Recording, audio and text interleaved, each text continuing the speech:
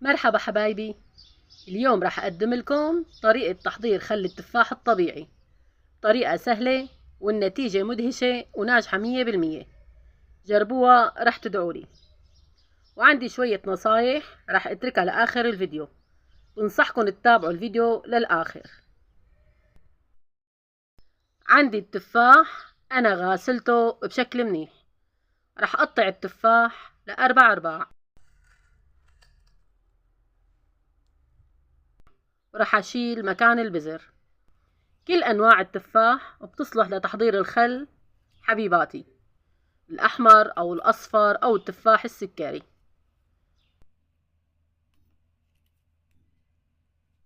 هلأ خلصنا من تقطيع التفاح. هلأ بدي نزل لكل كيلو تفاح معلقة كبيرة من السكر.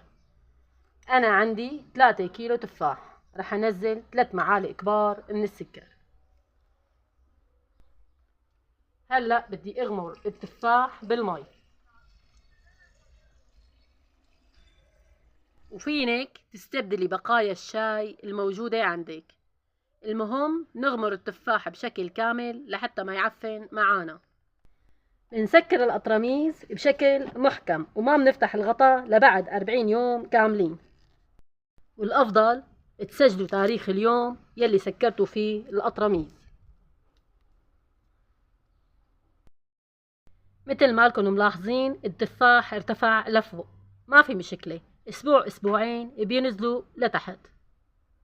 تحتفظوا بالقطرميز بمكان دافي ومظلم، وفينكم تتغطوا القطرميز بقطعة قماش لنمنع عنه الضوء. راح اتركهم 40 يوم كاملين وبشوفكم ان شاء الله بعد 40 يوم. بعد 40 يوم بنشيل الغطا ونستبدله بقطعة من القماش. نترك القطرميز بمكان دافي ومظلم.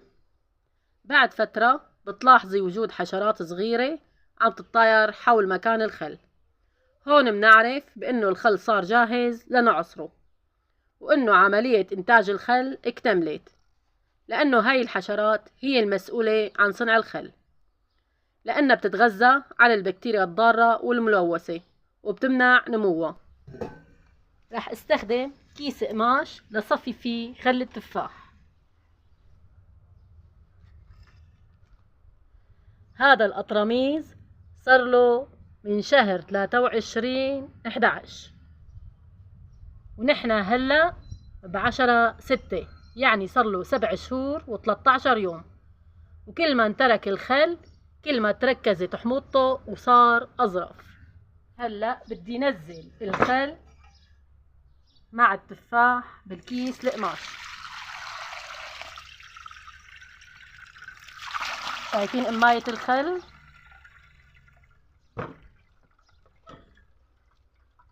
هاي قماية الخل، هاي بنستخدمها إذا بنعمل خل مرة تانية. رح أشيلها وارجع نزل التفاح كله.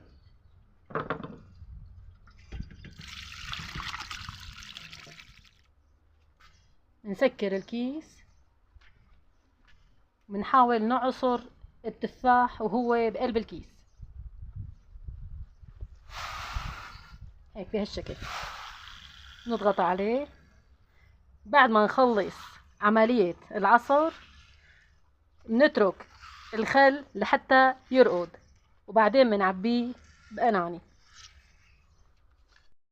بعد ما انتهينا من مرحلة عصر التفاح بنترك الخل ليرقد لتاني يوم. ناخذ العصير الرايق وبنرجع بنصفي.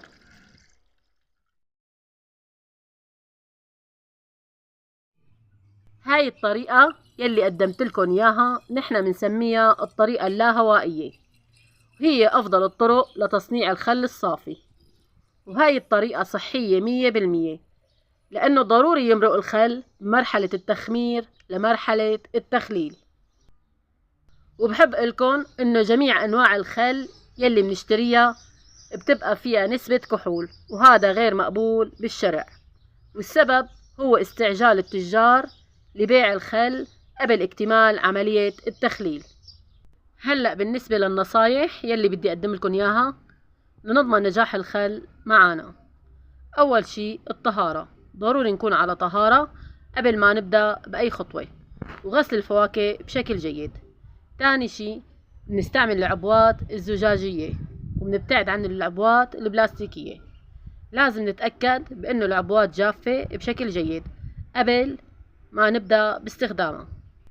ضروري نضيف السكر لأنه السكر بيسرع عملية التخليل، بيزيد درجة الحموضة لأنه بيتحول لحمض الخليك.